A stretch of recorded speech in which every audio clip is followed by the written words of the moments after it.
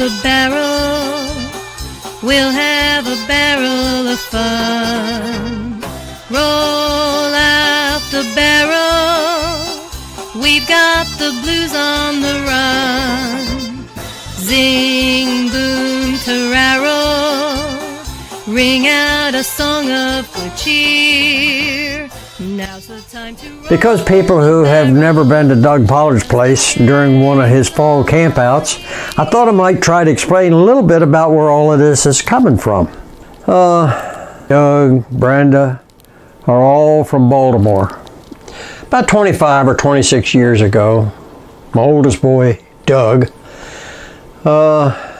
built a log cabin up in Kaiser, West Virginia, and in the fall he invited all of his high school friends and family to come to his house for a camp out. Built a big fire and everybody camped out, and there was plenty of beer drinking and lots of partying, and everybody had a good time, and he did it for a long time. Finally, Doug left out of that part of the country, and he bought a piece of land over at Mount Storm in West Virginia. A nice sloping wooded piece of land that goes down to Abrams Creek, where when Doug was building his new house there, that's where he took his baths. Lived in a little tiny cabin that he built there.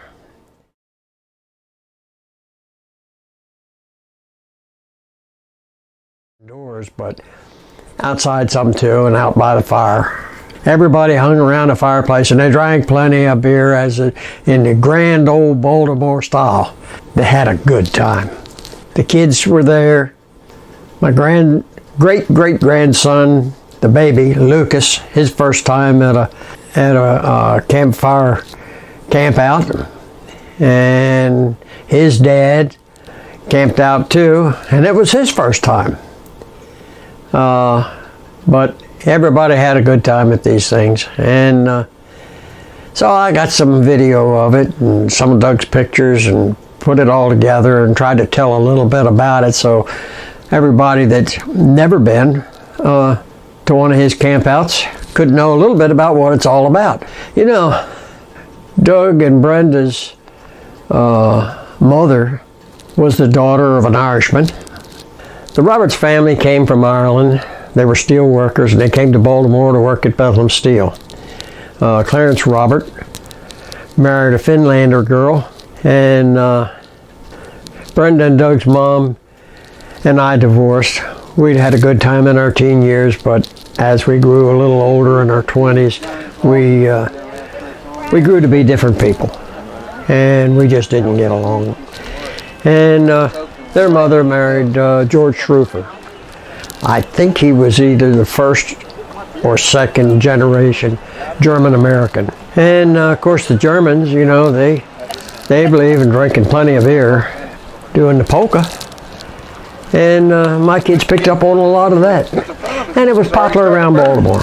People around Baltimore loved a polka at a dance or a wedding or in a nightclub. In every nightclub I ever went into in Baltimore, they played at least one polka and probably two or three before the night was over.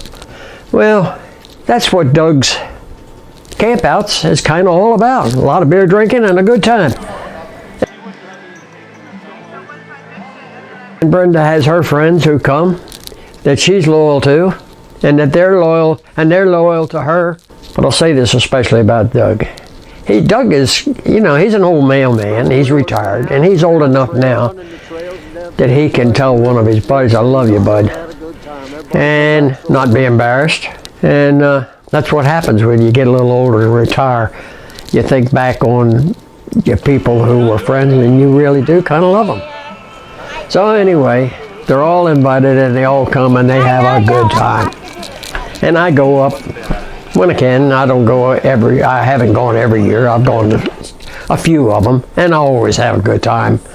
Georgine and I went up, and we set up in the living room quite a bit and watched chick flicks. Campfire therapy going on.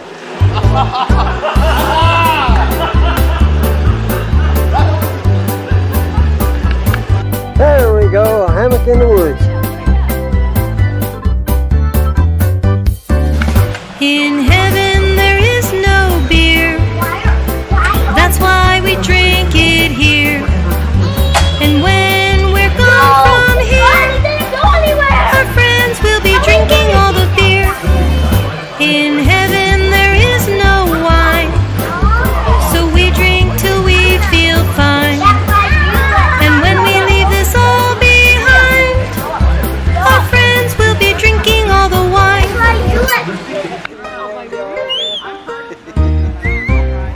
Strike up the music, the band has begun. The Pennsylvania polka. Pick out a partner and join in the fun. The Pennsylvania polka. It started in Scranton, now it's number one. It's bound to entertain ya. Everybody has a mania to do the polka from Pennsylvania. Fill your steins with German beer. Hold it high and give a cheer. Sing it out for all to hear, and drink until it's done. Stand and sing Ein Prosit, Ein Prosit, Ein Prosit. Stand and sing Ein Prosit. Oktoberfest is here. Fast running water, I know what you mean. Take me. Now there's the chef Doug Collins, getting ready to cook a meal and feed a bunch of people. Out to the mountains, out to the valleys, take me. How do you do, darling? Things are amazing.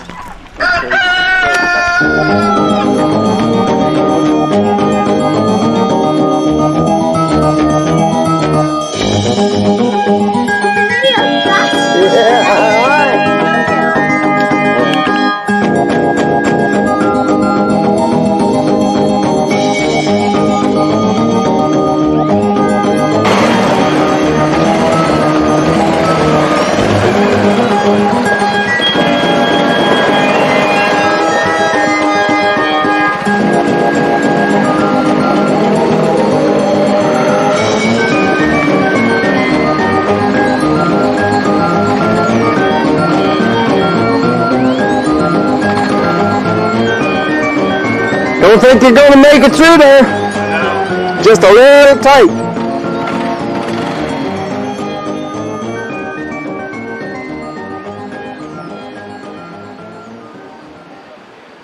Georgina and I sat up there, and of course we ate too much. We went down to the fire some with the kids and hung around some, but we didn't stay down there a lot. Because, be truthful with you, that daggone Baltimore bunch is a little too wild for us anymore.